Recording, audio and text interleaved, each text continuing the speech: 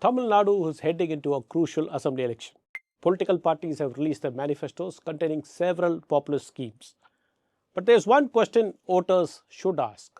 What happened to election promises made by the ruling DMK 5 years ago? From cash transfers to free bus rides, from bold policy claims to quiet omissions. This is the story of what the DMK promised in 2021 and what it actually delivered and what it did not. Hello, I am D. Suresh Kumar and you are watching Tamil Nadu Elections with the Hindu. Today we are breaking down the performance of the Dravida Munnetra Kalagam government led by Chief Minister M.K. Stalin.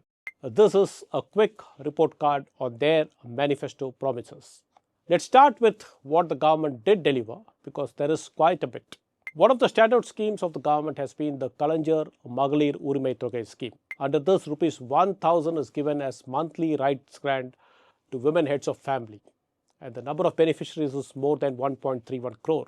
Of course, when Stalin initially made the promise, he said every woman head of family holding ration cards will receive the money, but eventually it was rolled out with conditions applied. And then there is the Vidiyal Payanam scheme, zero cost bus travel for women on select routes, a scheme that has visibly transformed mobility and savings for lakhs of families. But what's interesting is also this. Some of the government's most impactful schemes were never even in the manifesto in the first place. These include programs like the Pudumai Pen and Tamil Pudolvan, under which students get rupees 1,000 a month for pursuing higher education, the Non-Mudalvan scheme that basically enhances skills for students, the Illam Tedi Kalvi, that is education at the doorsteps, Makkalai Tedi Marthuvam, healthcare at your doorsteps, and of course the Thai Manavar scheme where rations are delivered to the elderly at the doorsteps. So when it comes to welfare schemes, Stalin's governance style really went beyond promises. But now let's see how many promises were actually fulfilled. The DMK made 505 promises in its manifesto. And very recently, Finance Minister Thankam Thenarasu put out the official numbers. And as per this, 206 promises were completely fulfilled, 170 are work in progress, 32 are under the consideration of the government, 33 are pending with the union government, and 20 promises were dropped because they were not feasible. So that's roughly about 75% of promises either done or that have been partially completed. But here is the catch. The government has not clearly listed which promises were dropped. But we took a closer look at the manifesto and that revealed some gaps. Number one is the education policy. The DMK promised a separate state education policy to counter the National Education Policy 2020. The government, of course, formed a high-level committee headed by Justice Murugesan to recommend an alternative state education policy. However, 5 years down the line, only the school education policy has been released. But when it comes to higher education policy, it's still missing. And then there are a couple of universities that exist only on paper. The government promised a horticulture university in Krishnagiri and an agriculture university in Madurai.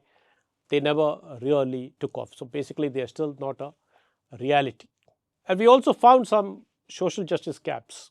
The DMK promised 2.5% horizontal quota in medical courses admissions for government-aided school students as well. But this was not implemented. It promised education loan waiver for unemployed graduates, and no progress has been made on this. And next comes the question of Kalanjar canteens. A promise to open 500 subsidized Kalanjar canteens across Tamil Nadu on the lines of Jayalalitha's Amma Unavagam did not take off at all.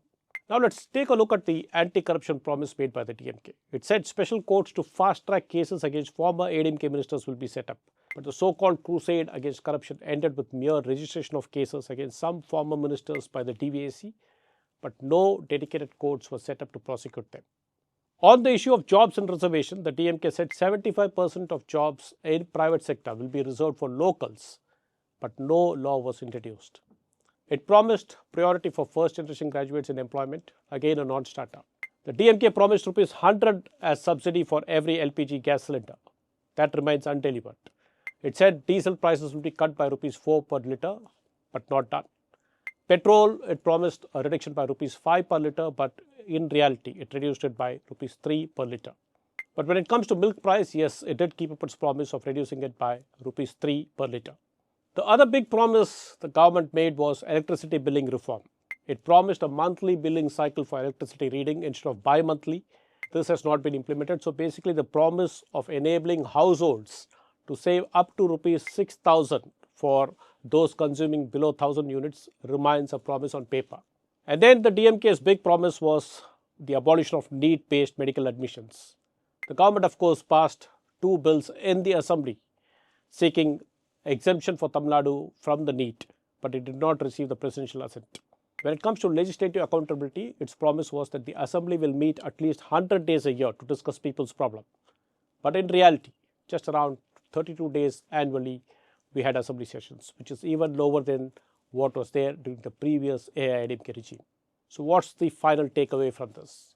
The DMK government actually presents a mixed but strategic report card. It's strong on welfare delivery. Innovative schemes have gone beyond manifesto, but the fulfillment rate has been moderate.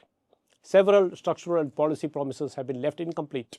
In politics, delivery isn't just about numbers. It's about which promises matter most to voters. And as Tamil Nadu heads to the polls, and as several political parties, including the DMK, have come up with more new promises, the question is, do voters prioritize what was delivered or what was left undone? What do you think? Has the DMK government lived up to its promises? Please do share in the comments. Thank you for watching. I shall meet you in another video.